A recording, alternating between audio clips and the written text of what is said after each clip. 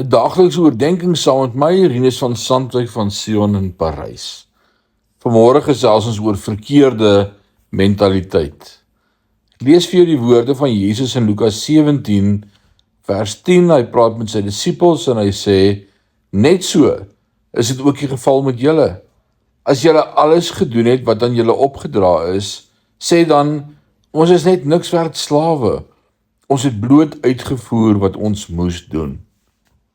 Nadat hy sy disippels aangemoedig het om woorde van geloof te spreek, kom Jesus dadelik terug en herinner hulle daaraan dat hulle dienaars is.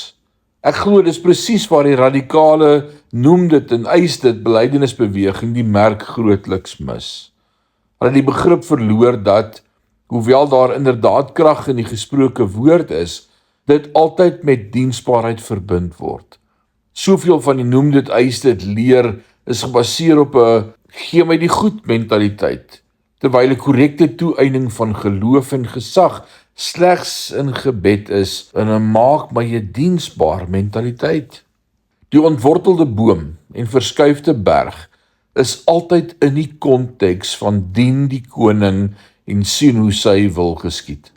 Nie in die konteks van persoonlike luksheid of voorspoed nie. As jy hierdie punt mis, sal jy jouself dwaal in jou begrip van waaroor geloof gaan. Jesus het sy lering oor geloof nie gegee in die lig van die verkryging van 'n groter huis nie, maar in die lig van vergewensgesindheid van ander. En mag die Here ons help in hierdie dag, dat ons introspeksie sal hou bietjie. Ons eie harte sal ondersoek en deursoek.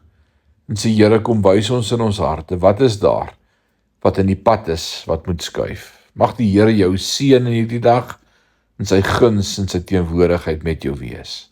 Amen.